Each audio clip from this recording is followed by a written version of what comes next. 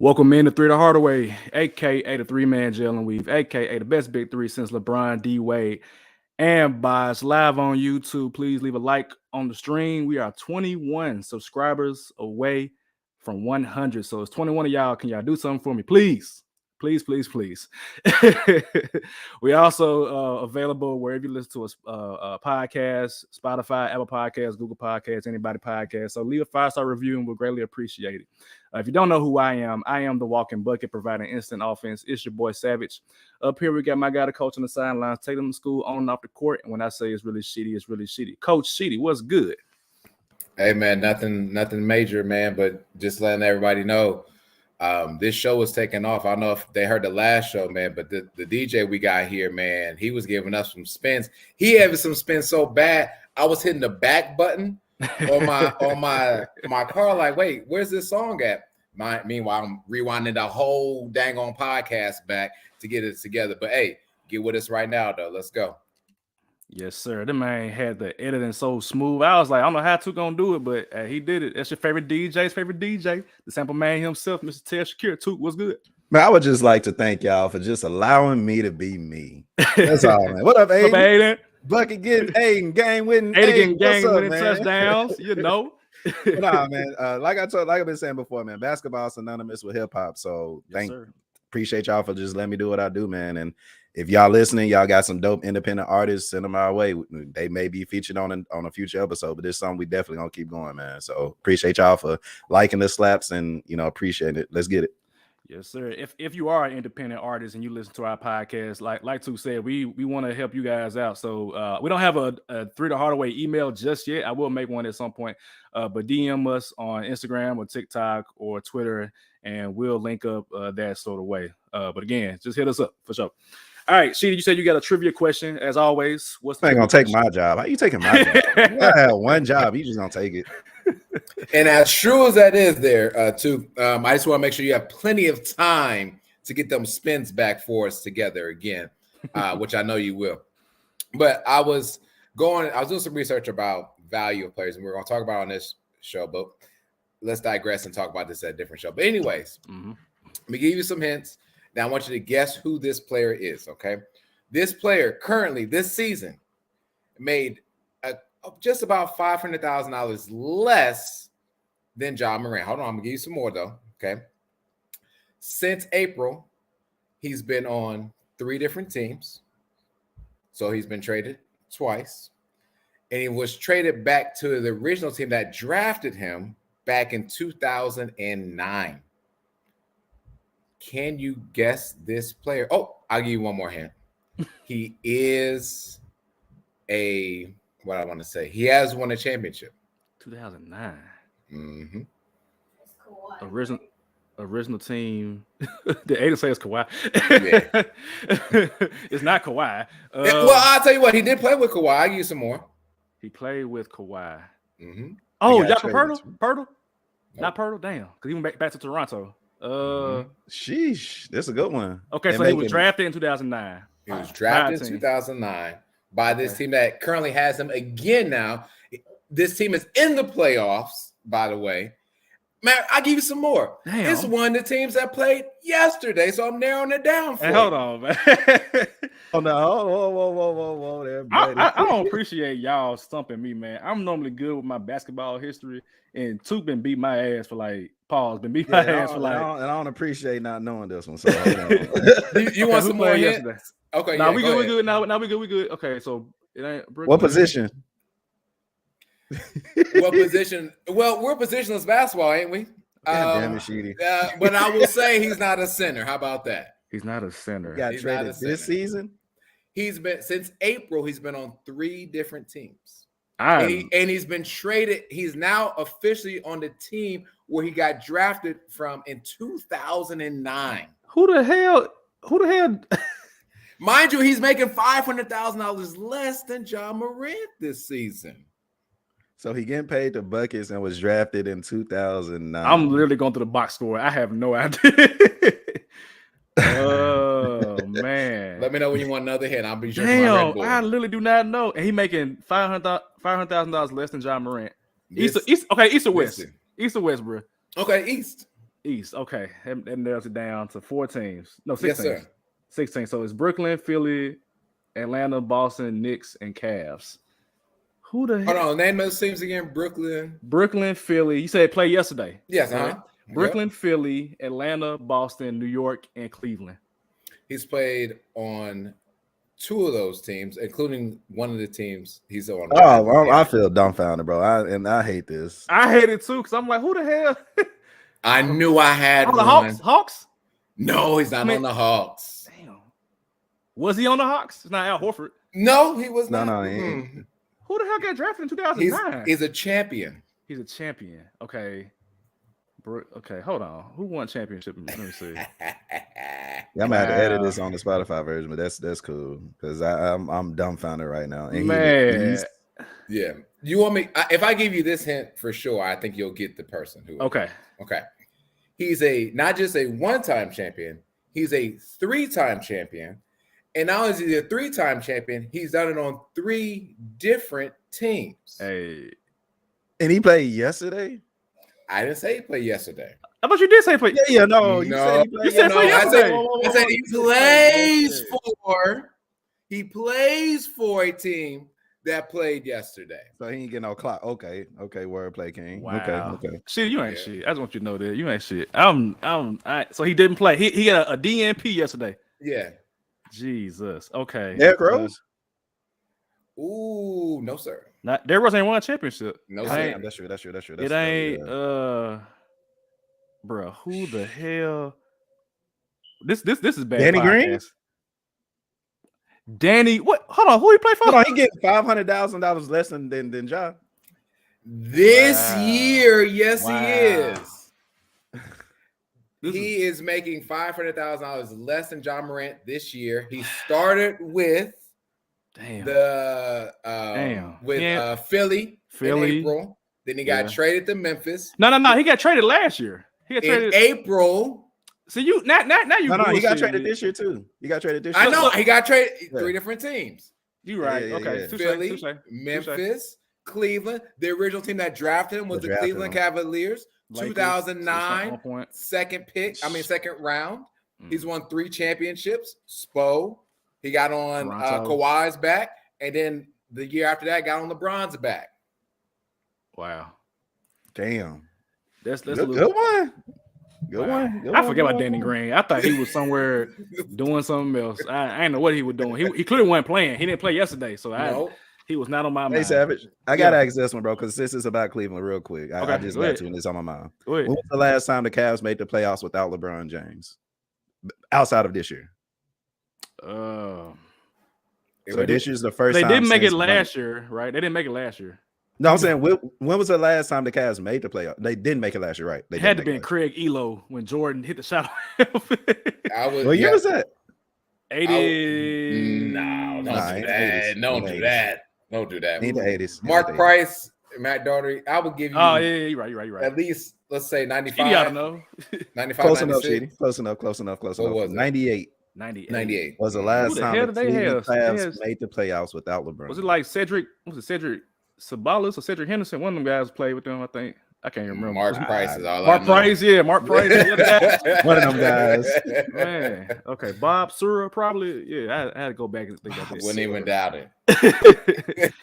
Anyway, I've been getting my ass kicked by the trivia. You're gonna get one eventually. I got to get back right, man, because I used to be on it with my basketball trivia. Now I'm just trash because y'all just be digging deep into the bag. So I ducked that one. I ain't gonna lie to you. Anyway, we did have some basketball yesterday, so I did want us to kind of discuss about what we thought about what happened with Saturday's game ones. We did have 4 games on the Haps. We have Philly and Brooklyn. Brooklyn ended up losing to Philly, of course, by 20 points. Boston and Atlanta, 112-99. Boston just easily handled Atlanta. New York and Cleveland, 101-97. New York takes home court advantage away from the Cavs. And then the nightcap was Kings at Warriors. Hey man, Sacramento was lit. Sacramento, they were ready for the playoffs, man. Outside was like purple, like the beam. And then inside, we saw De'Aaron Fox and Malik Monk just go to work. What did y'all think about just any of the game ones from yesterday? What up, Lito? I'll just start with the first game. Like I literally because we're going to spend a lot of time. I feel like on those last two games. Yes, sir. And so from the first game, first of all, I want to go ahead and say this right now and give roses and flowers to they need to be given to James Harden. And what I want to say about James Harden is he is the only player I believe that has 3 scoring titles and has also been the assist leader in 2 seasons. The only player to ever do that. And we knock him down because he has not won a ring, yes, but we don't knock down Dan Marino. And we don't knock down Karl Malone or Charles Barkley or other players that didn't get Patrick Ewing for not winning rings. And so in this take right now, kudos to you, James Harden. You were my dark horse to win the MVP. I should have put you on an all-NBA team last podcast we had, at least a third team, for you to still be leading the league in assists. And if you guys want to continue to double Joel Embiid in the paint, everyone's going to start paying for what James Harden can still do with shooting the ball. And so I will leave it at that for just that series. That's all I want to talk about for that game. But I want to give James Harden his kudos right now. Whether or not he goes to win the ring, I don't even care. He's the top 75 player of all time. And I'll die on his sword. If he never wins a ring, that should not deteriorate him from being one of the top 75. We don't. If it's all about rings, then we would say Bill Russell is the greatest player of all time. Right. 11 of them, right?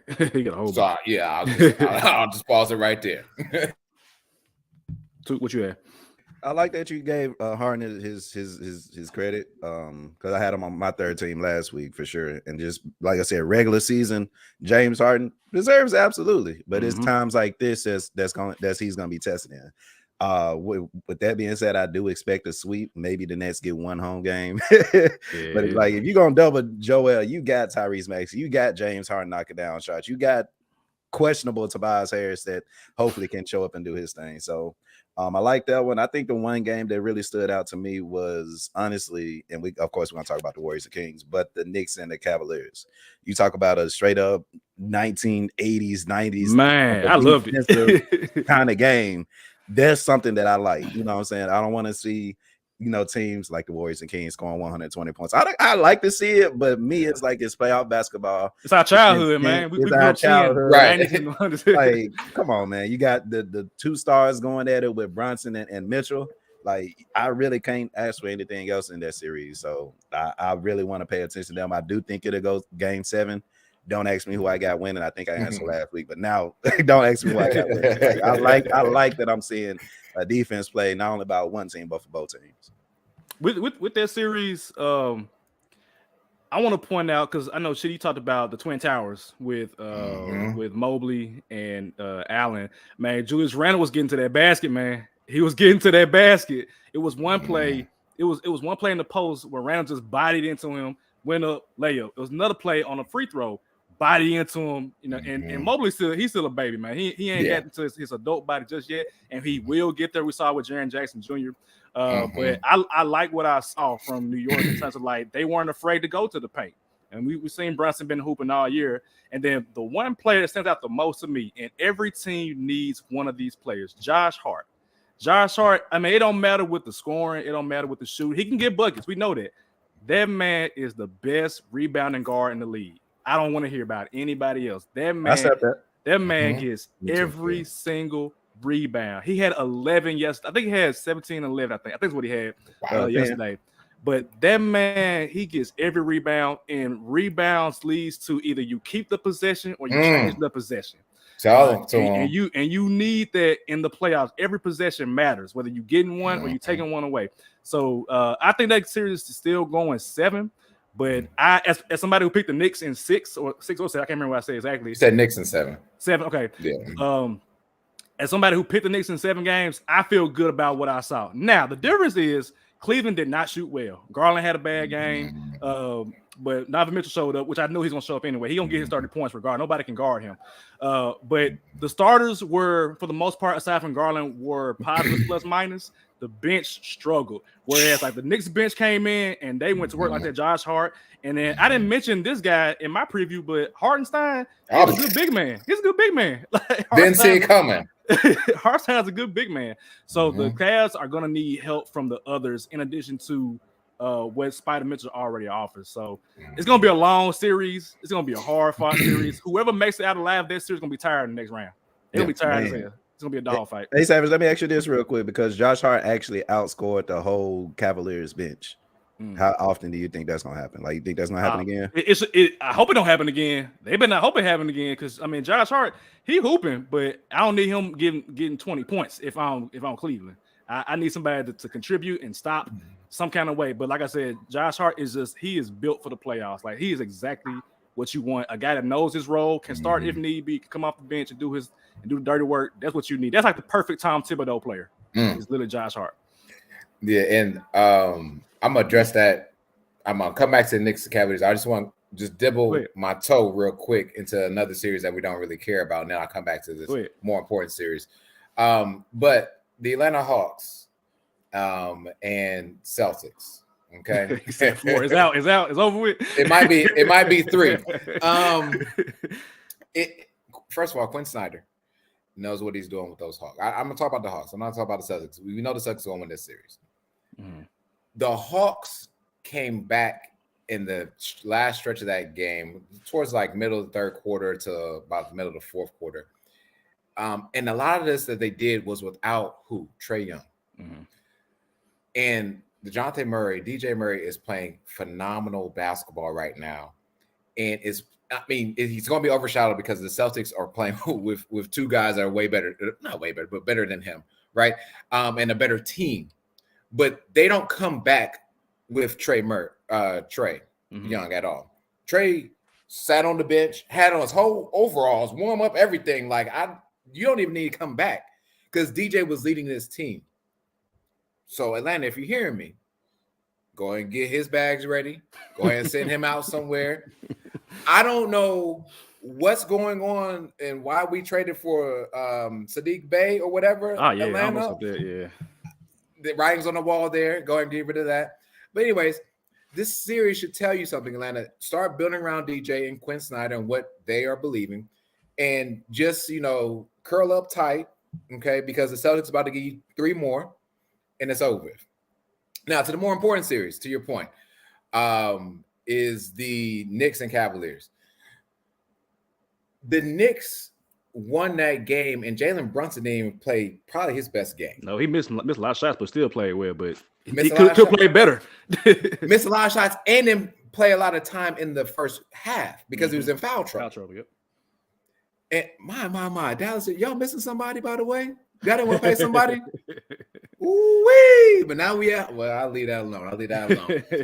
But Jalen Brunson, you talking about Donovan Mitchell not being able to get guarded? Jalen Brunson wasn't getting guarded either. And even if he was guarded, he was finding the shots. Kudos to Julius Randle. Kudos to your right point, Josh Hart, coming off the bench to have more points, 17 points, than the entire Cavaliers bench is disgusting. Gerald Levert needs to step up and sing or do something before this series gets real out of hand, because Spider can't do this by him. I said this multiple times before. The thing that Spider, he needs help. And I was under the assumption that with him leaving the Utah Jazz and coming to a team with a big that can actually score with Evan Mobley and not be, waiting for a lob or a rebound to score like Rudy Gobert, which we'll discuss later, would be lending itself better. But it just didn't happen this one game. Now, I'm not going to overreact, but if the Cavaliers don't step up, the Knicks are going to battle them all the way throughout this, and they might be done in 5, to be honest. But I'm still standing my ground with Cavs in 6. Tom Thibodeau did an excellent job. And JB Bickerstaff, they said that you were one of the maybe coaches of the year, maybe top 5, whatever. I know you didn't get invited. They didn't see it that last game, especially with Jalen Brunson being out. You should have taken a horrible lead when Jalen Brunson went down, and they didn't at all. And so kudos to the Knicks, kudos to Tom Thibodeau, and really Josh Hart, because he gave a really big insurgence off the bench for 17 and 10. Like you said, 10 rebounds. Amazing. Inside Scoop says Randall 7 for 20 from the field. We lost no bench play. Like the bench was terrible for Cleveland. It was absolutely terrible. Gave up too many rebounds. We missed too many free throws. And I don't know what he meant by Randall, but yeah, Randall probably didn't shoot well, but he made his presence known to Evan Mobley, who only had 8 points. I think he was like 4 of like 11 or 12. He wasn't scoring like that, man. Like and you need that from Evan Mobley. And again, this is Evan Mobley's first go around in the playoffs, where the brand of basketball is a little bit different than what you're accustomed to in the regular season. It's way more physical, which it helps Julius Randle out. But somebody mentioned on Twitter he got to get in the weight room. He'll get better, he'll get stronger, and he needs this to be honest. He needs to be bullied, just like how Jaren Jackson Jr. was bullied. When he was coming into the playoffs, he'll get better from this year. But the hope for Cleveland is that they can improve upon it right now, because right now if they lose the next game, it might be trouble. You got to get one. If I'm a team on the road and I win game 1, I'm like, why not game 2? We can get game 2 as well. You know what I'm saying? So I think that it's tricky when you talk about Randall, because he still went 3 for 10 from the 3-point line. Yeah, like he went. He pulling them up. I don't know why. He was pulling. So it make it tricky, especially when he is an inside scorer for sure. Mm-hmm. I think that to the point you're making, why he struggled, why he had so many shot attempts, Jalen Brunson wasn't there. So somebody got to score. Yeah. Josh Hart is not really the guy that's going to take you off ball, so to speak. You want to play your offense through Julius Randle. Mm-hmm. Yeah. All right, let's get into that. Well, Skyler got something real quick. Skyler said the Knicks win was very impressive. Cleveland came back several times, and for the Knicks to still pull out that win after the Cavs tied it with 2 minutes to go, Brunson was unguardable last night. I attribute that to Tom Thibodeau, man. We know he's one of the best defensive minds we've ever seen coach the game of basketball, and he was ready. He was like, hey, Spider, you're going to do you, but I'm going to make sure nobody else get theirs. And that's what every coach wants when you're coaching against a superstar. It's like, you're not going to stop Spider from getting 40. But I can hold up Garland. Garland was like the only minus player in the starting lineup. Like he had like 17 points. Did not have a good game when he averaged like 21 points. So he had below his average. And I'm a big Tony Allen fan. Tony Allen always says, if I can get you below your average, I had a good night. I had a good night. Yeah, 1 assist too. So it kind of hurt me a little bit. But you had money on it? No. Yeah, I did.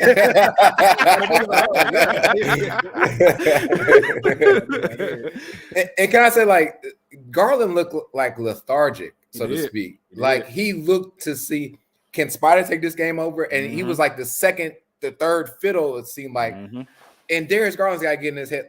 Spider wasn't here last year, right? If this was your team, you had the keys last year. It's almost 2 passes, man. Like, you got to get yours too, man. Yes, man. They don't have that many shot attempts, and he just looked timid even when he had the ball. It just didn't look like it was his first playoff game. Let's chill. It was his first playoff game. That's true. Yeah, that's true. Yeah. I give him that. We come from a coach perspective. Like, go get yours, man. We know you can do it. Go get yours.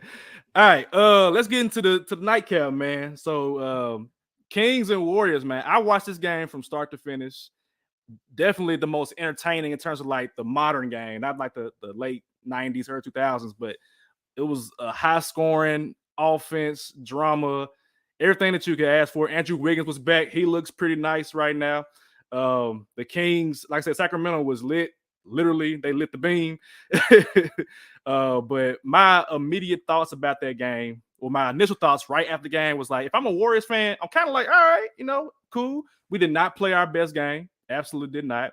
The end of the game was kind of questionable as far as the play call. I was hoping that Steve Kerr would have run that out of bounds play where they toss the ball all the way on the other side of the court and get the misdirection towards the actual person taking the ball out.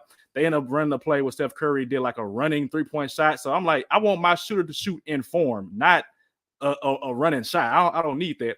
But still, they only lost by, what was it, 3 points? I forget how much it was. Yeah, 3 points. In Sacramento's hostile environment, it was a hornet's nest, literally in Sacramento, and they only lost by 3 points.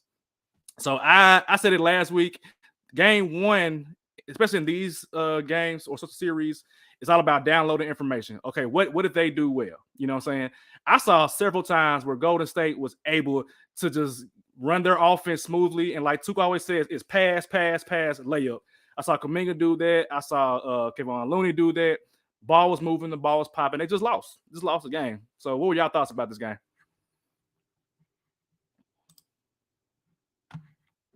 Well, with me, it's literally any Lakers, Memphis, Lakers. We'll talk about them as well.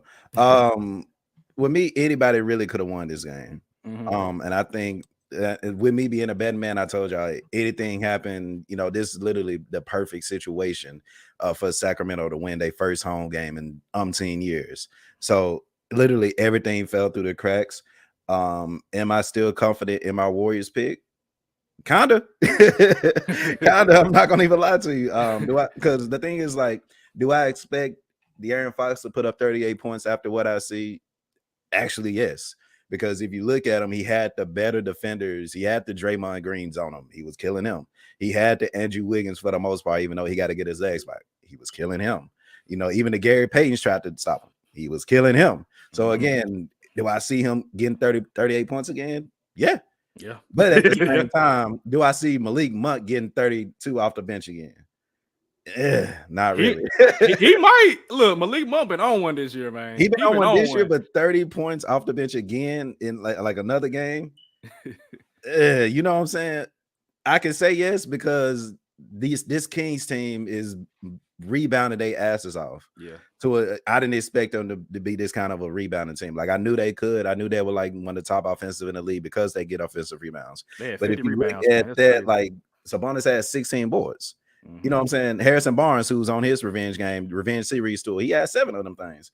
You know, Alex Lynn, who came in and provided nice size minutes and made Kevon Looney look like nothing. You know what I'm saying?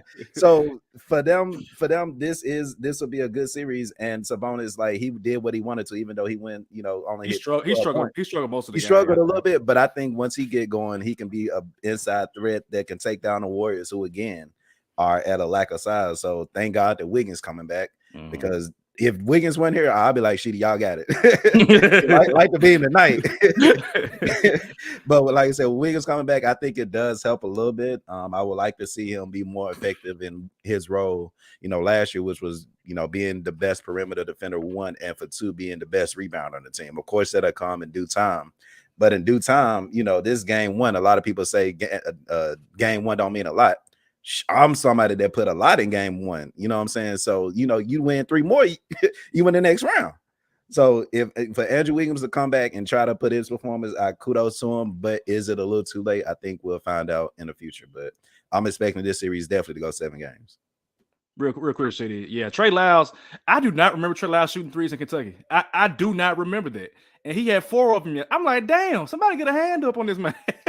Somebody. I mean, once he makes 2, I'm like, all right, man. Nah. Yeah, go ahead, Shady. Sorry, you can never kind of say champs and after the Kings. So if I'm looking at last night's games, right, in regards to that, and I'm talking about game 1, and I want to like roll with the punches in terms of game 1. The Kings had to win game 1. And because they had to win game 1, it's their first time in the playoffs, to your point, I think it was 16 years to be honest, for them.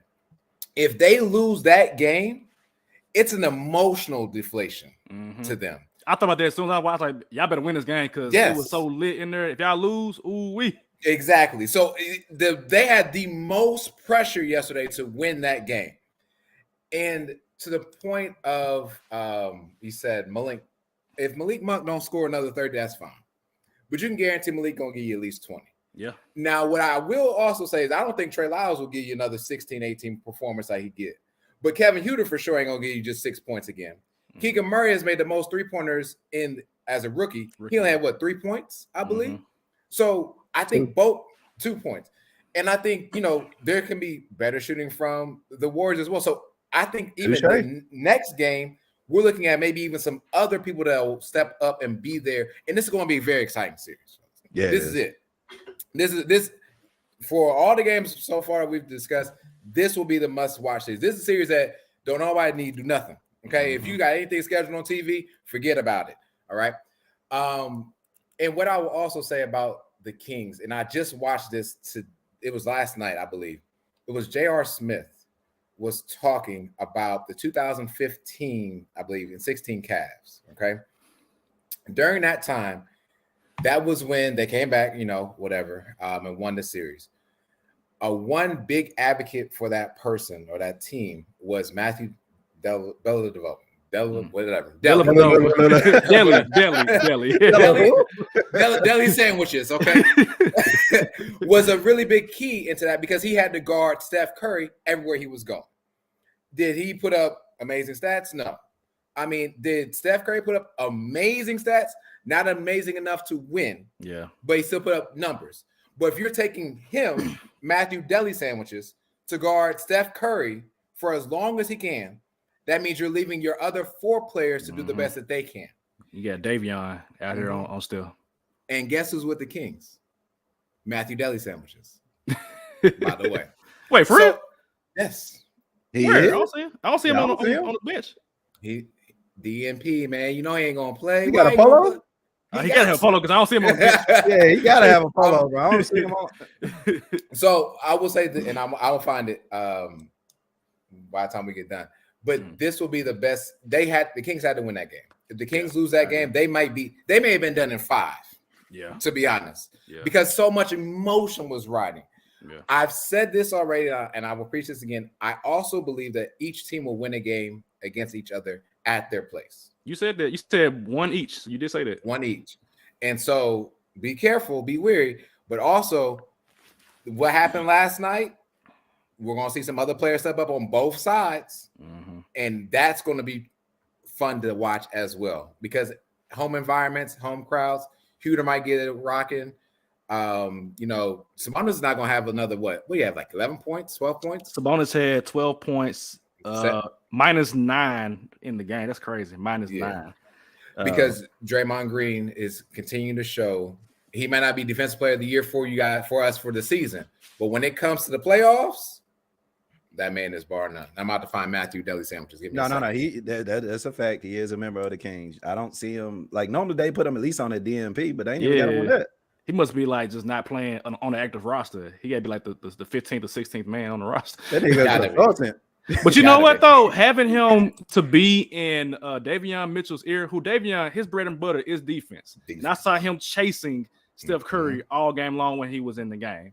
So there's some merit to having Dellavedova to say, hey, this is how you guard him, because I played him at his peak. Like right now, he's still Steph Curry. He's still, a great player, but he ain't like how he was 2015, back-to-back unanimous MVP. So yeah, I definitely, there's some merit to having him there.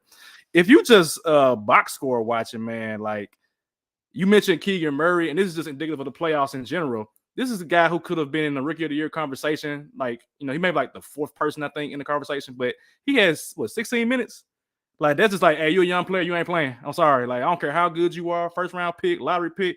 I'm putting in who was that? Davion Mitchell, who like 2nd-year player, Malik Monk, Alex Lynn, and Trey Lyles. Like Keegan Murray, hey man, he was +1, but he didn't play that much. So it was some level of coach from Mike Brown to understand, like, hey, I'm gonna need you at some point. Just be ready when you can, make your shots.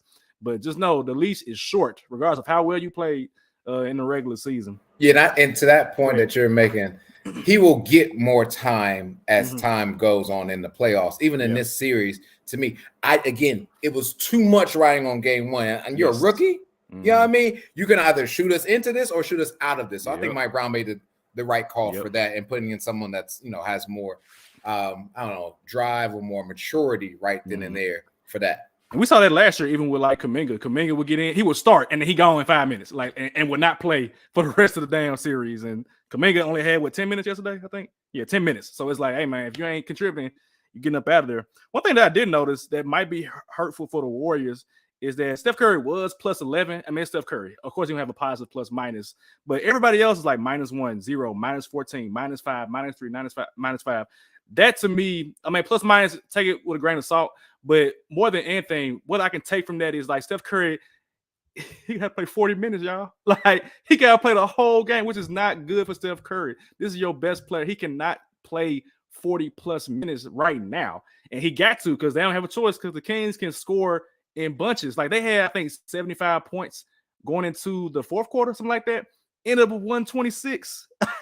126. And I tweeted, I was like, yeah, the Kings averaged 121, and they ain't close to it, and they passed it in the 4th quarter. Like, that's the Kings, man. So the Warriors got to figure something out, man. I still pick the Warriors, but they got to have contributions from somebody other than Wardell, Stephen Curry. So Clay or Jordan Poole, Toots guy, got to figure something out. Speaking of Jordan Poole, like I don't like Took. I'm like you, man. This offense with him in the game it pisses me off, man. He just started dribbling, attacking the basket. I don't say it for my health, bro. Turn the ball over. Like, what are you doing? Like, stop. Like, move the ball around. When the ball is moving, the offense works.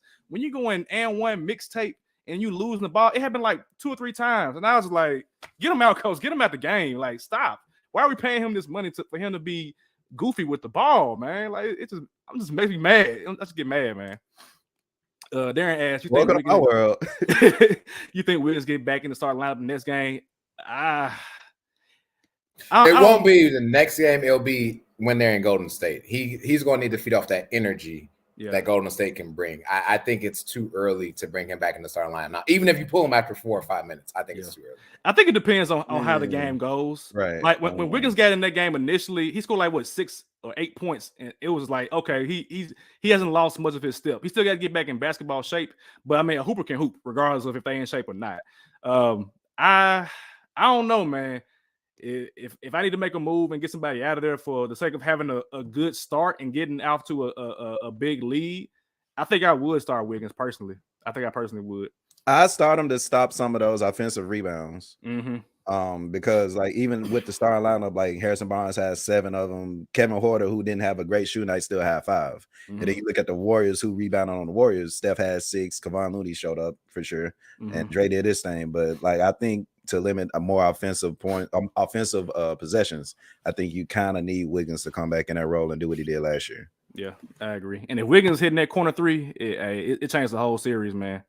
His presence is a difference, definitely for the Golden State Warriors. So that game 2, thank God, is tomorrow. I'm like, yes, let me get right back to it, man. Let me get right back to it. It's like I think the Grizzlies series is like you got a game today, and the next game is like Wednesday. Like, nah, let's go.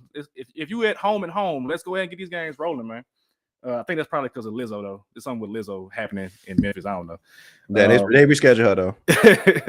All right. As they should have. All right, let's get into the games today, man, real quick. So today we got 4 games. First up, of course, after this podcast is over with, we got Lakers and Grizzlies. And then Sheedy's Miami Heat. Y'all made it, man. Y'all made it. Miami Heat versus the Milwaukee Bucks. And then the 2 night games, Clippers and Suns, Nuggets and Timberwolves would end the night. So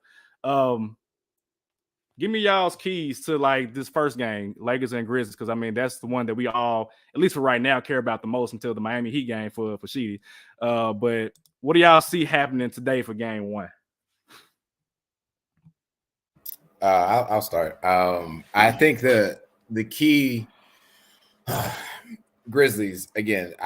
We've yet to kind of say, well, we've said it. I just want to make sure I'm more loud and clear for everyone else. Brandon Clark missing is huge for the Grizzlies. John Morant can do a lot. Bane can do a lot. Triple J can do a lot. Yes. But the person that does the intangibles, besides Kyle Anderson, who's gone, but we can talk about him later, was Brandon Clark. Brandon Clark was the one boxing out, getting the rebounds. We just talked about how Josh Hart got 10 rebounds, right? Brandon Clark was averaging about 7 or 8, I believe, last season, coming off in the playoffs, coming off the bench, right? We're missing him. And the Lakers are not just gelling, they're kind of locked in like it's time to get this ring now. And that's a very scary side. So if you're asking me the keys for this one, if you're the Grizzlies, you want LeBron to shoot as many threes as possible. And then you'll take the shooting. If you can contain the paint, Grizzlies, you're fine, because the Lakers are not a good shooting team. So contain the paint.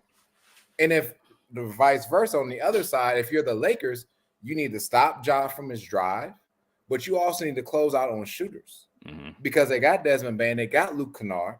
And if Dylan Brooks is feeling froggy after missing 7, he's going to make an 8th one. So you have to be wary of that. And so those are my keys. Like, again, Grizzlies have got to stop the paint and let them shoot. And it's the opposite for the Lakers. The Lakers have to close out on shooters. And then John Morant may go off and get 30, 35. You'll live with that. if that means the other shooters are not getting what they need. I think Sheedy, you hit like everything right on the head. And it starts really on the inside. Because Brandon Clark literally does like even like the team last year was, I want to say, better defensively because of the players that we had. Like this is a series where we might miss DeAnthony Melton. Yeah. That we may miss Kyle. Yeah, we may miss Kyle Anderson. Definitely damn sure gonna miss Brandon Tillman. So, and I think it like literally starts on the inside. Like, granted, I do believe that the Lakers are gonna out rebound us for the entire series. I hope that I'm wrong. I'm praying that I'm wrong. I'm just hoping that the out rebounding don't be as big of a margin to the point where even like the last game we just talked about, you know what I'm saying, with Sabonis getting 17 rebounds, some of those were extra possessions, and then you helping the Kings, who are great 3-point shooters, you know, give them more threes. Granted, the Lakers aren't as good of a 3-point shooting team as the Kings, but at the same time, they got knockdown shooters that are hit. You know, they got a D'Angelo Russell. We do want, you know, LeBron to shoot as many threes, but he is gonna hit them. Yeah, he hit him. He hit him. You know what I'm saying? Who guarding AD? Not a damn body, not a damn soul. Hopefully, not even DPOY. We'll see. We gonna see. No. Took, you don't answer that question. You let this see. man down there answer that question. He made the hashtag. He used to be a Lakers fan. I mean, mean, let him answer that question. Thank you later. for using the right terminology, She. Thank you for. Yeah, they used to be still getting it. I will answer that question. I do think that, like, Jaren, he's a good like hoverer as far as like the defensive part, and he can slide his feet too. But I mean, Anthony Davis he's a Hall of Fame player. He's a top 75 player all time. I mean, I ain't gonna disrespect Anthony Davis, so he's still gonna get his. It's just everybody else can't get theirs. Mm-hmm. But yeah, go ahead, too. We got to make sure that Austin Reeves don't be cheated either. You know what I'm saying? Because we got I forgot one of the referees actually screenshot it. Scott Foster. The Grizz is like 1-4, pretty much a losing record when he referees. 1-3 in playoff games, and the Lakers are 4-1. So that's something to pay attention to as well. I honestly think that whoever win game one gonna win the series. Ooh. Like, that's just me being straight up, because the Lakers could come into Memphis with that X. They've been playing, you know, they like you said, Sheeta, they've been gelling. So this could be, you know, a situation where the Grizz may look pretty bad coming off the jump, and the Lakers take full advantage of it. Hopefully it's not. Hopefully the Grizz can find a way to win, especially with it being in Memphis. But I told y'all like 2 months ago, like this, if it's one team I don't want the Grizzlies to play in the playoffs, it's the Lakers. And with us lacking the defensive depth and the rebounding depth that we had last season, this may or may not be an issue. Granted, we got better shooting, absolutely, but all the shots gonna start falling this series. So we'll see.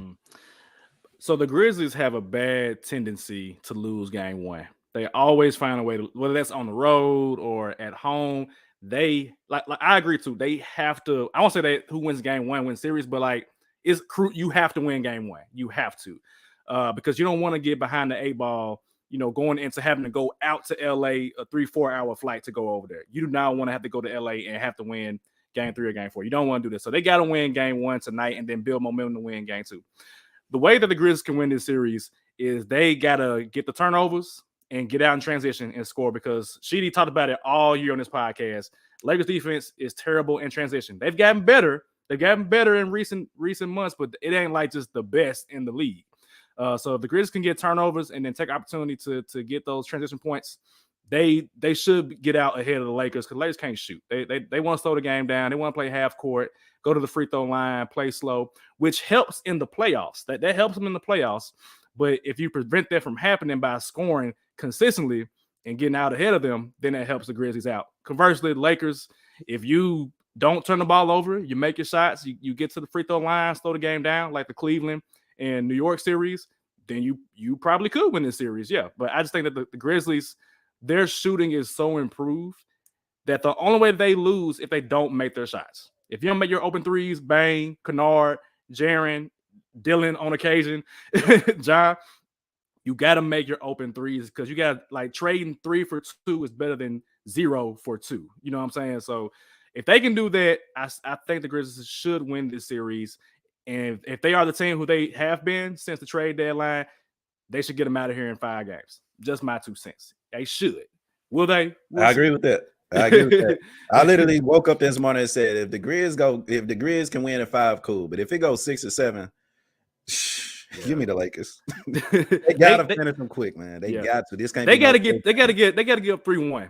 Get up 3-1. Like if you can do that, you got 3 chances. And if you lose, then it's on y'all. Like y'all just lost that series. But like you got them. I don't care if Scott Foster is a referee, y'all. I do not care.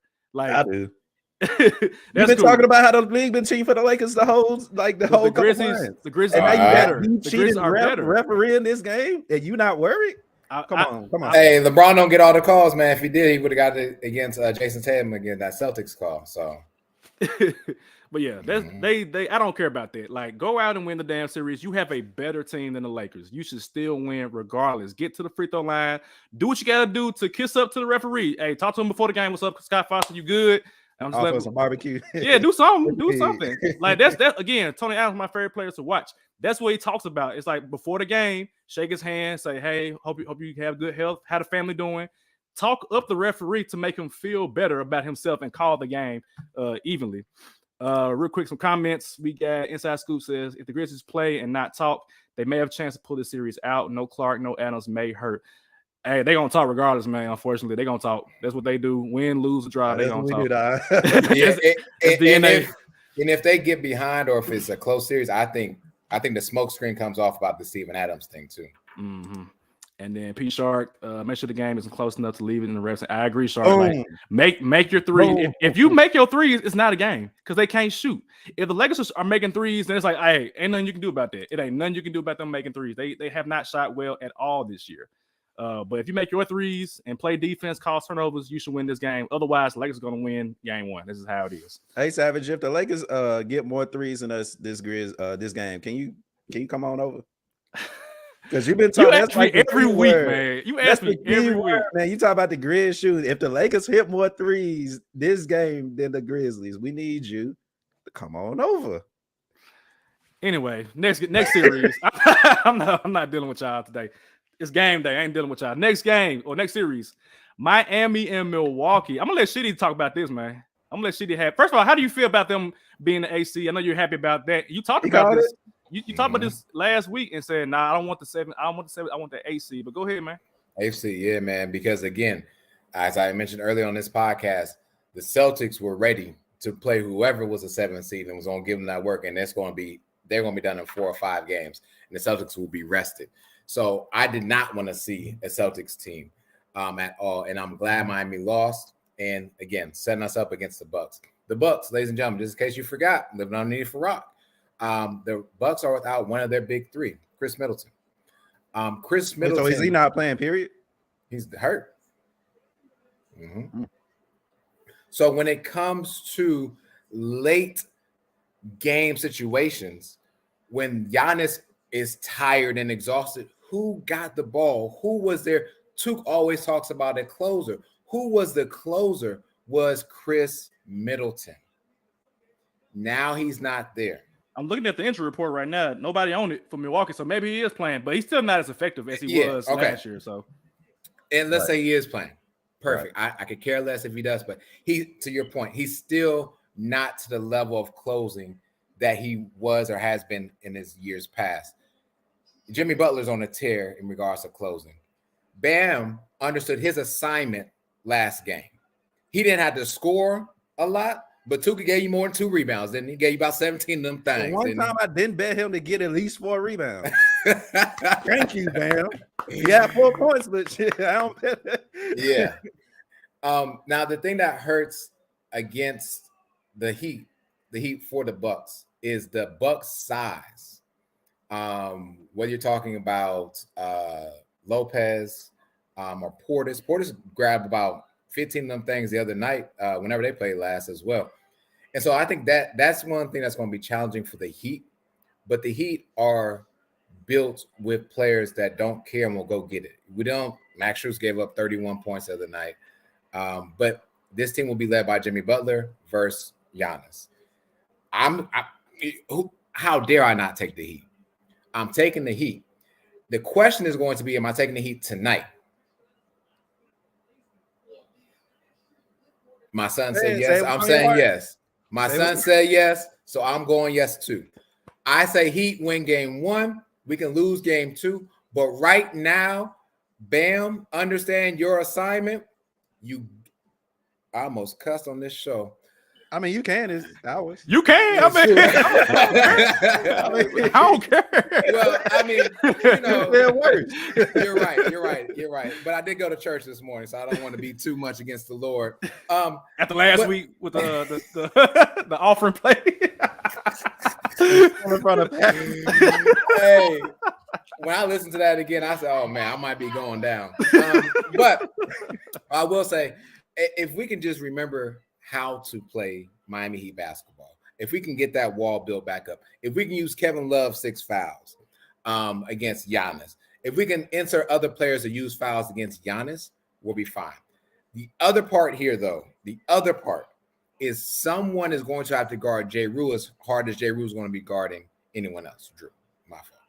And so that's going to be the test right there. So if we can find someone to guard him, Giannis is going to score his buckets. He's going to get his rebounds. There's nothing you're going to be able to do about him. But if we can stop Drew from what he's doing, is there a resurgence for Kyle Lowry maybe for getting some of these just the fouls. I don't need him to score 32 points again. He played well that other day. Yeah. I ain't gonna lie. He played well. Yeah. That was y'all remember what I said about superstars who old? They give you one game of greatness, and then they go back to being trash. That's probably what that was. But go ahead. Yeah, I just need him to get some fouls. That's all. He's the best at taking a charge. That's what we need. We need changes of momentum. We can ride this. I got us winning game 1, and I'm gonna take the series as well. Here's the thing, Sheedy, and I hate to be the bearer of bad news, but we put a lot of emphasis on the wall that was built around Giannis back in the bubble. If you look at the player roster that you have now versus the bubble, and I'm gonna actually bring up that roster, you got Bam, which hopefully he can average more than 4 rebounds this game. I mean, this series, we'll see. That's to be told. But you also had Jay Crowder, who is a part of the Bucks now. You had Kelly Olynyk, that's underrated. You talk about underrated big man. He's a underrated role player that's gonna do what you need to do. Hence, we're gonna help create that wild big body. And then you had, Iguodala played a little bit. You had Miles Leonard played a little bit, but those 2-3 minutes matter. And you had Derrick Jones Jr., who's long, lengthy, and everything. You go from that to Kevin Love. You know what I'm saying? Who's y'all backup center? His last name is Adebayo. That's our backup center.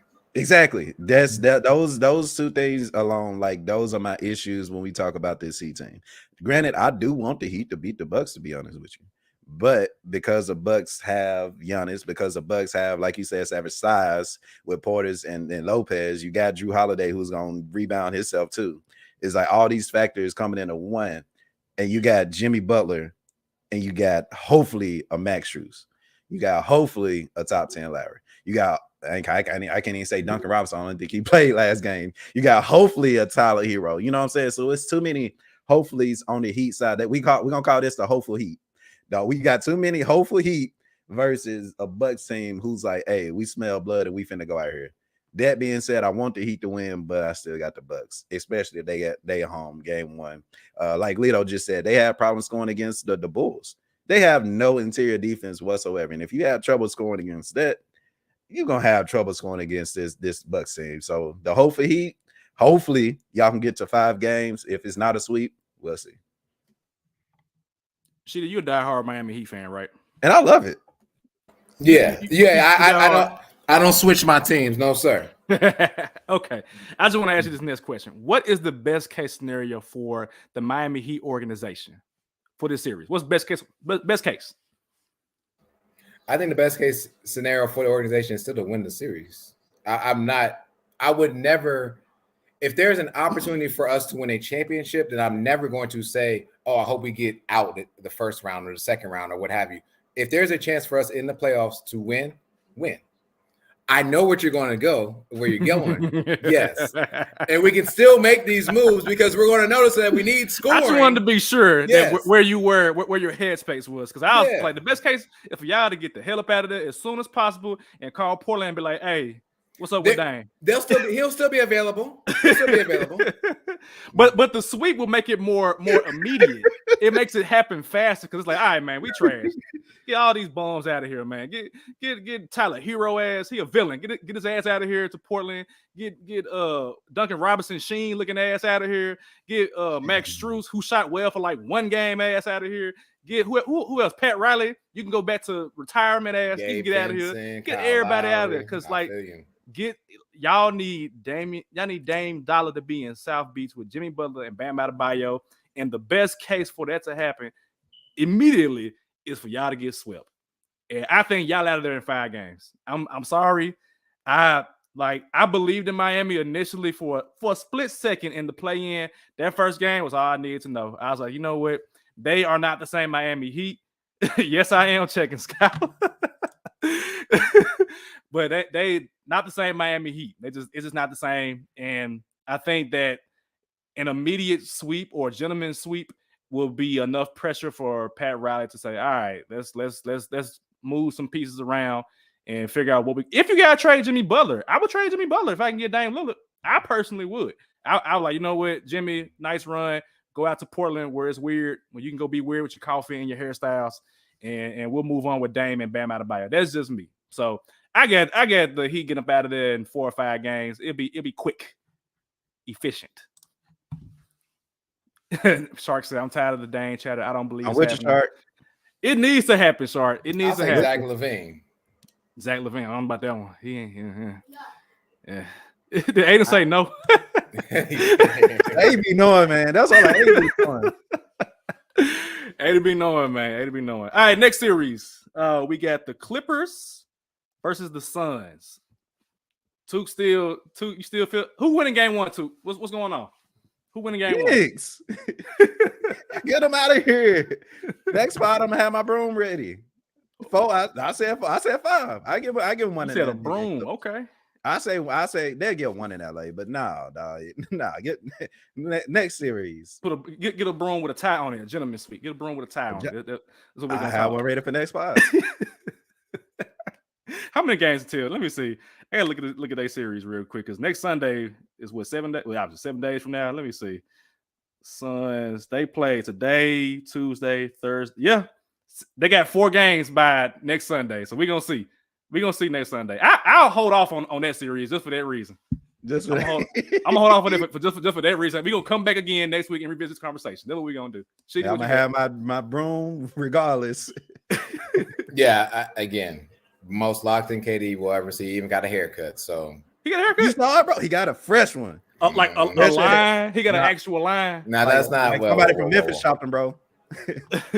Somebody from Memphis shopped KD, bro. He got a line. Hold on, man. I got he chopped. Yeah. Unless it was Photoshop, you know, we got AIs coming over and taking over the music scene too. But hopefully AI. Hopefully we see Kevin Durant with a fresh chop.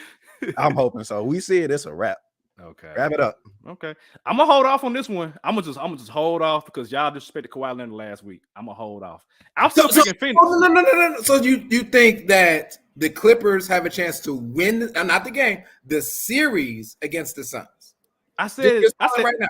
I said Suns in 7, right? That means they had a chance in game 7 to win. So yes, they have an opportunity to win this series. Absolutely. However, your signature said the Suns. I'm saying Suns, okay, yes. I'm saying Suns, yes. So you're still disrespecting Kawhi still because you're still saying but y'all that the Suns are said win. A sweep in 5 games. Like Kawhi can win some games now. Now we're being disrespectful again. That's 2 straight weeks of disrespect to Mr. Kawhi Leonard, the robot. Talking about AI, the robot. No, because we had to recall your memory that Kawhi beat the Warriors because KD. I hope it wasn't because KD went down. That's why.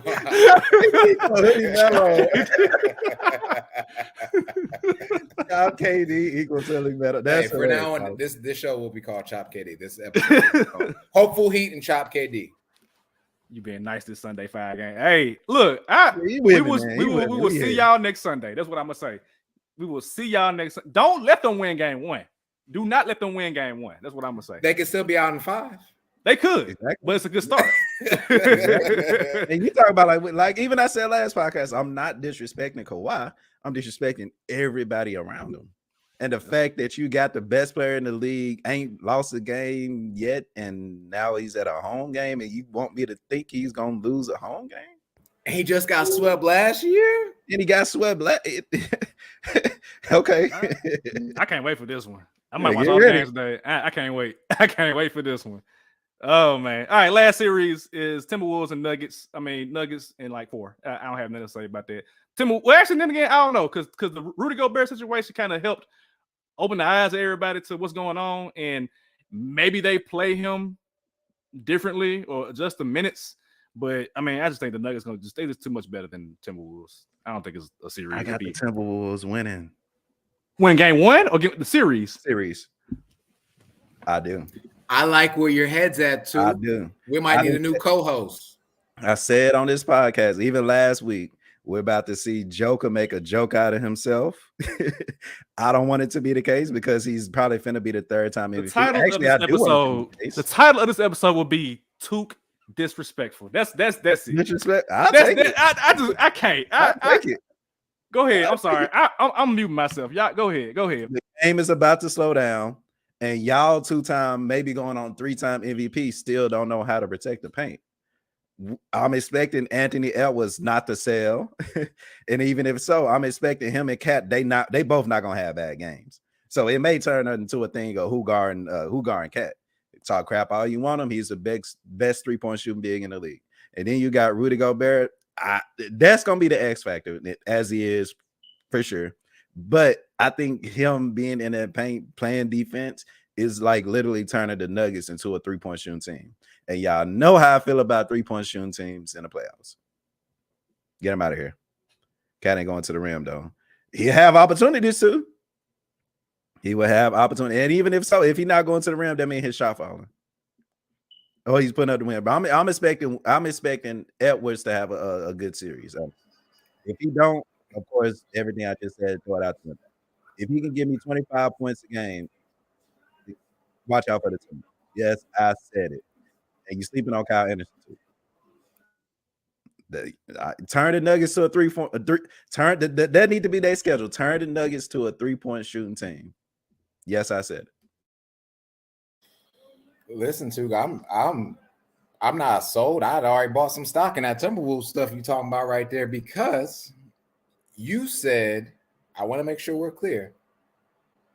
The trade that happened for Rudy Gobert was to stop Ja Morant. Well, let's see how Rudy Gobert does against Joker. And to your point, who's guarding AD? DeAndre Jordan going to guard Cat? DeAndre Jordan might not even play 10 minutes. Exactly. So for once, I can see the Timberwolves. I'll side with you too. I'm gonna side with you. Took and Sheedy disrespectful. How about that? What the hell disrespectful. Is going on today? Yeah. We just have Easter, and after the Lord has resurrected himself, we just say, you know what? We just gonna just disrespect the basketball guy. Y'all sitting here telling me this Timberwolves team. How many games? How many games they win? What's the number? Well, they got to win 4 games to win the series. I'm saying like the series. Like what's the series? I'm gonna 6, 7, 12. It's hard because it's not hard. Y'all just picked them. Y'all just picked the Timberwolves over the Nuggets. I did. Did y'all just not see the Timberwolves last week? Did y'all not just see their best perimeter defender punch the damn wall? Their best post defender is trash, and I'm supposed to believe they're supposed to stop probably the best half-court offense like right now in terms of like the Joker and Jamal Murray and Aaron and your boy too, Aaron Gordon and Michael Porter. That is my boy. I do like Aaron Gordon. That is my boy. I'm trying to make so how many games? Let me know. I'll go 7. I cannot believe y'all. I can't believe this. They could win. I like you, Spivey. I like you. You should be on the pod more, buddy. Man, and then before I agree, and then my feelings just got hurt. No, the Timberwolves have a chance. I'm gonna retract my statement. Have a chance? No. No. You put down the card. The card's on the table. It's on the table. I see it right there. Have you? And we put the card on the table for you to be a Lakers fan week after week after week. I pulled that card out. We've been changed the game. The game been changed for like 3 years. And I still ain't gave y'all black cards back yet either. So, I mean, what you doing, lady? So I was gonna say I do believe the Timberwolves can win the series, but then I had to recall myself about who their coach was. Oh no, the card. Oh, damn. The little joker's on the table. And the big joker says that they're gonna win the series. That if it was a different coach, I promise you, the Nuggets would be done in probably 6. But because of their coach, actually, I do not believe that they can win that series. Y'all niggas reneging. What y'all doing? Y'all reneging. Ain't no reneging. No, because like that's key though. Like I forgot that they got a star ass coach. That is key. The card is right there. I see it right there. And I picked it up. No. I picked it up. Give me your books then. Give me your books. You can have your book. Nuggets win. Nuggets win. But the Timberwolves have a chance. Like that's the problem. The Timberwolves have. That's the problem with the Nuggets is that the Timberwolves, an 8th seed, have a chance to beat them in the first round. And if they had a better coach, then they would be up out of there in 6. I promise you that. But because they don't have a coach that can do what needs to be done, they may be done in 5. That's how big coaching is a issue and a problem in Minnesota. You can't be up 20 points and then lose a lead and not call timeout. You can't lose the game that they lost to get to this seed because they had the game 1 against the Lakers, to be honest. Even though we're being Lakers fans, they went into OT. A better coach would have had them ready to win that game and be a 7th seed. You gotta convince me of that. We've been saying that for 2 years now. You gotta convince me. So actually, I'm off him. Wow. They need to get rid of him. Sorry, Timberwolves. But again, if they had a better coach, yes, they'd be done. The Timberwolves would win the series in 6. Wow. Damn it. It's like a part of me want to agree with you, and I do agree with you. Like they coach do be selling, but selling, man. He a Girl Scout, man. the feeling that I got about the Joker is I don't know what it is, man. It's maybe I'm hating. Save it for the next round because KD will take care of him. Oh, easily. Easily. Please don't let my boy KD say, I kind of want the Nuggets to win.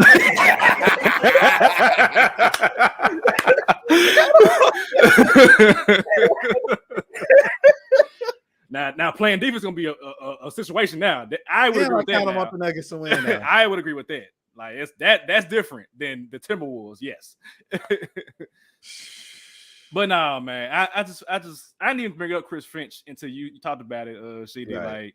Like, it just lets me know like the Timberwolves could be a great team if they had a different coach, absolutely. But right now, I didn't even factor him in. I just think that roster to roster, no, unless Ant-Man turns into a superstar this series, I just can't see it. But hey, we'll find out tonight. At least game 1 anyway.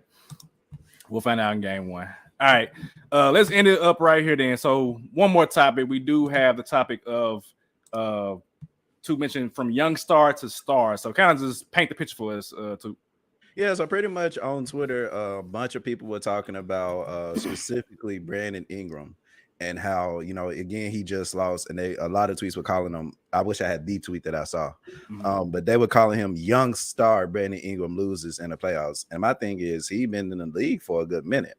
So I wanted to ask y'all, like, what is the definition of a quote unquote young star? Like, do we put an age on it? Do we put experience on it? And then when do they make the transition from a young star to an actual star? I think for me, like, once you get that contract, let's go. Like if I gave you I'll say this: once your contract starts, you get your rookie contract and then your max contract. So Brandon Ingram is on the max now. And on top of that, Brandon Ingram is what 20. Let me see, he's 25, I believe. He'll be 26 this year. Hey, young no more. You finna enter your prime, man. Like, let's go. It's time to play ball. Now the question or the problem is and this is the case for a lot of other young stars to stars, is your organization is trash. Like the Pelicans, Zion in general. Like that's a whole nother topic. Cancer. That's one topic by itself. But the Pelicans organization has been shown to make bad move after bad move after bad move. They were making, like, their fans were making claims that they had won the AD trade. No, you did not. Because one, AD has won a ring. So the Lakers technically won that trade. And then 2, your prized possession, Zion Williamson, has played like no playoff games. So it's like, what exactly did you win? And he's not getting any healthier from my point of view.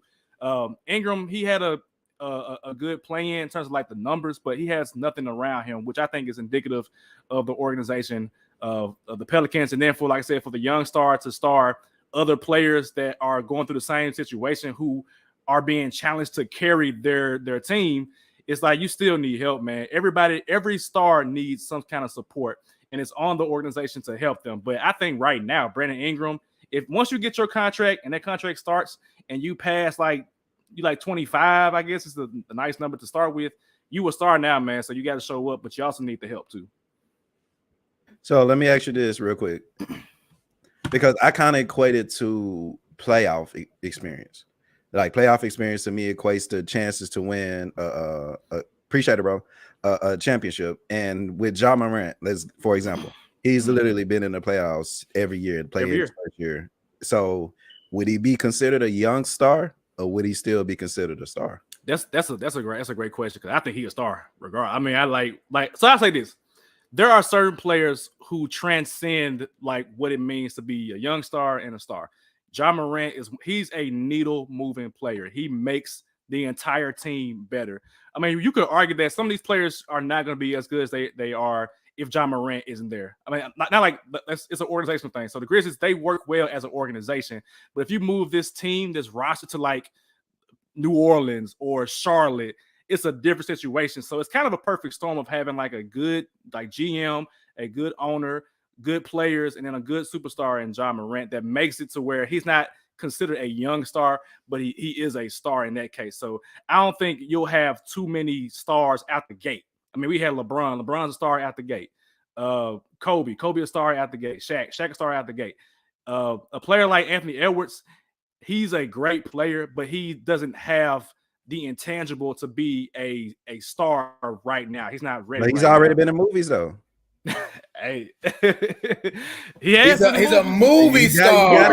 Okay, God damn it. But yeah, I think Ant-Man has a capability, but it's the organization holding him back, having that trash coach making trades for Rudy Gobert. That holds it up.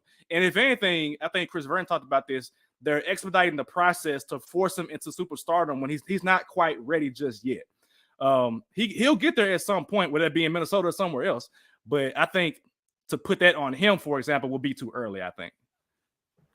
Yeah, I'll try to answer the question, but I don't feel like there's a good enough answer here for what is the difference between a young star and a star, because I'm looking at the rosters of the teams and just looking at the standings themselves. And I'm like, okay, what made this person go from a young star to a star? And to me, I think, in my opinion, I think it's consistency is key. So I think it has to be at least 2 years of you doing well with whatever it may be.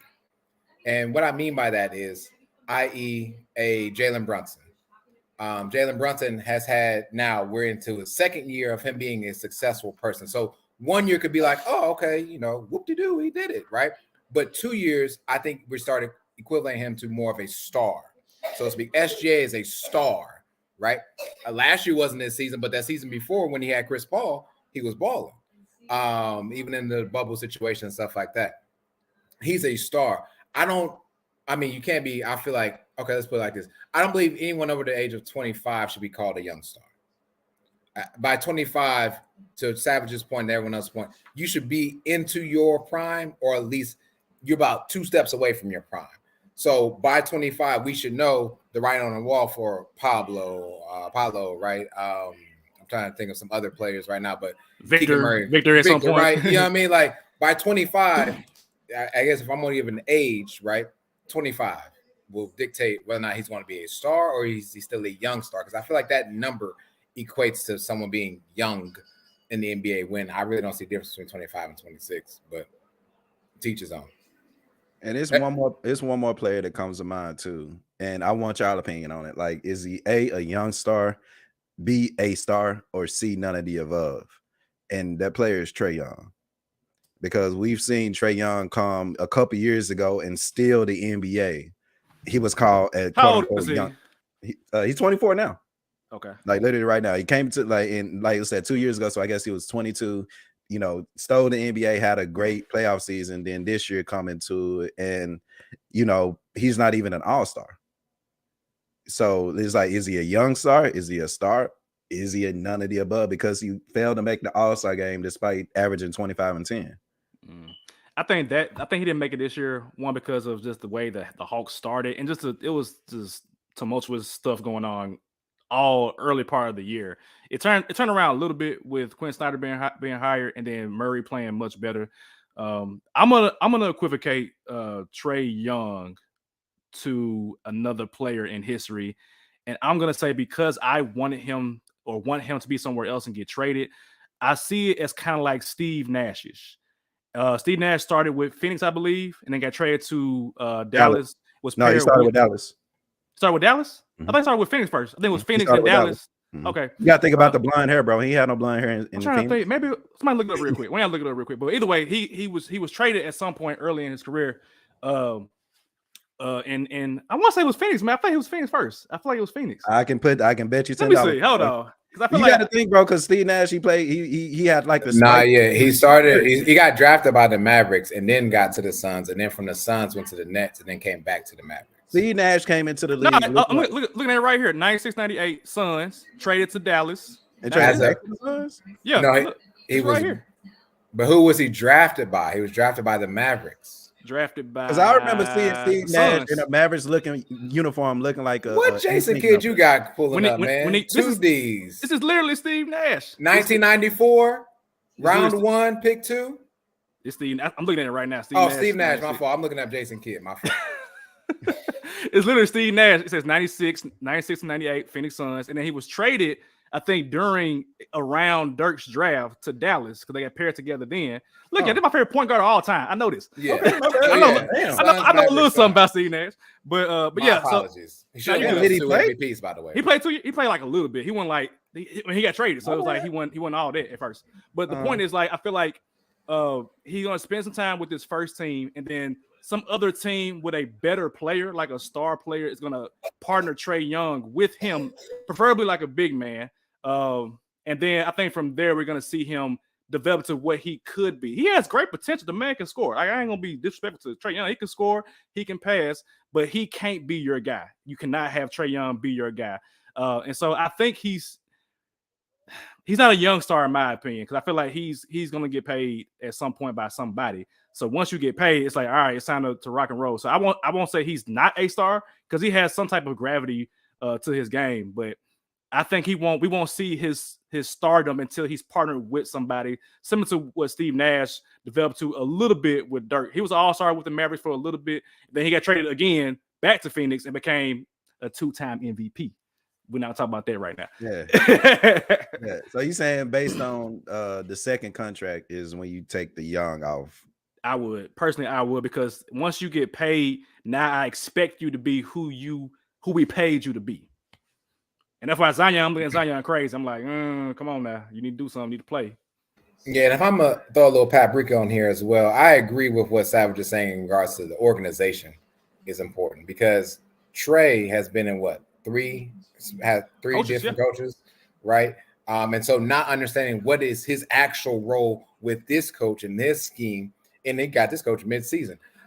Actually, his last 2 coaches have become mid-season, actually, now that I think about it. Mm-hmm. So I think it does deal with the organization and what the organization needs from you at that time. Atlanta needed him and traded for him, them in Dallas. Speaking of Dallas, swap picks, right, to get Trae and Luka switch. Mm-hmm. And you're right, Trae took him all the way to the Eastern Conference Finals by himself, literally, what it felt like. Mm-hmm. And then has dipped down since then. All right, it happens. But I think the organization and what they were going through has hurt his development in regards to being an absolute star. He does need to be paired with someone else. I think I'm going to call him a young star for now because of his maturity with how he's dealt with the previous coach's situation. Now, once I see a whole year of what he can do, I can drop that young off of Trae Young, and he could become a regular star. Trae star. Yeah. One more question, because you literally just brought it up, and I want y'all opinion real quick. Okay. Today, looking back at it, who won that trade? The Luka and Trae Young trade, man, because they both went to a conference finals, and then missed playoffs. They both now may potentially ask for a trade this summer. So it's like, who won? I just want y'all opinion real quick. I think Dallas fumbled it themselves because they technically. I mean, well, I say this: both teams. I think if you go back to that trade and told both teams, hey, we're gonna swap these players, but we're both still gonna make a conference finals. I think most people will take that. Like, you know what? Okay, within the first 3 years, yeah, we'll take that. So I think that it helps, but context matters. Dallas blew up their team for the sake of getting Kyrie Irving and messing up their defense. The Hawks can't trade John Collins for whatever reason. They bring in DeJounte Murray, the coaching carousel almost every single year. So they're both honestly bad situations. If I'm being honest, I can't pick one that's better than the other. And I guess if you're looking at like Atlanta, if you trade Trae Young, you can get value for that. So I think Atlanta's in a better position than Dallas. But I still feel like, I mean, Luka Doncic is a better player. So it's like, you know, it's hard. I can't say who won that trade, to be honest. Yeah, it's hard to say who won the trade as well. But if I'm going to continue what I was saying with the different coaching options that have happened in Atlanta, I don't believe that all that happens with Luka with Atlanta. And so I will say the Mavericks won it and Atlanta fumbled it. And I guarantee you, if Luka was with that team, if we swap places, so to speak, I think Luka can carry the Hawks team a little bit differently than how Trae Young has carried his team of the Hawks. And so I will say that Atlanta fumbled, Dallas won. Yeah, and I'll leave it at that. Okay. What do you think? Who think won that trade? I'm curious. What you think? I'm gonna say honestly, I like when you said Atlanta kind of fumbled, but then again, like let's say per se the Hawks do trade Trae Young, right? Mm-hmm. I think whoever they trade Trae Young for, and you add DeJounte Murray to that and Clint Capella, I think you're in a better position than you trade Luka to somewhere, bring in whoever you bring in, and still he's gonna be alone by himself. So I think, you know, considering, like I said, I'm gonna go Hawks. Like I said, you trade each players, which, you know what I'm saying, and the players that you get in return, who's in a better position. Mm-hmm. And I think the answer to that would be the Hawks. So that's literally my, like, Duncan's better player for sure. Right. But like I said, for the sake of this, you know, both of them kind of fumbled. No, ain't no kind of about it. Both of them. They both fumbled. They both fumbled. You know, but at the same time, I think the Hawks bringing in DeJounte Murray helped a little bit. As far as, like, you know, they fumbled, but they got a chance to get the ball back. You got insurance plan with DeJounte Murray. Insurance plan. And then you think about Dallas, they ain't got nothing because trade Luka, Kyrie. I told y'all Kyrie ain't coming back regardless. That's just my honest opinion. That's tough. So you trade Luka is like you literally. I don't want to use the R word, the rebrand. You know, that's a rebuild. That's a rebuild. Yeah. Okay. I don't want to say it, but at the same time, you kind of caused it yourself. So, like I said, to answer that, I'll go to Atlanta Hawks. Yeah, don't get it twisted. All of Dallas was watching the Knicks game last night and seeing how much they missed out on Jalen Brunson. Let's not get it twisted. Look, Brunson, that's a star. That's a star right there. Because he bad about it. For sure. All right, but we're gonna revisit that in the summertime, man, because this summer gonna be interesting, especially with Dallas situation, the Hawks, because there was rumblings about Trae Young being traded, and even he responded and was like, I mean, it might be true, it might not be true. It's like, nah, man, if it ain't true, it ain't true. You would say that. So that to me lets me know something's going on there. So we're gonna have to revisit that in summertime. But that's a good topic too. It's a great topic. All right, so we're gonna be back next week, same time. Well, I know same time, depending on how the stuff goes next week. But we got games coming up today, so y'all enjoy the games. We'll see y'all next week. Stay safe, be blessed, peace. Good shit, gentlemen.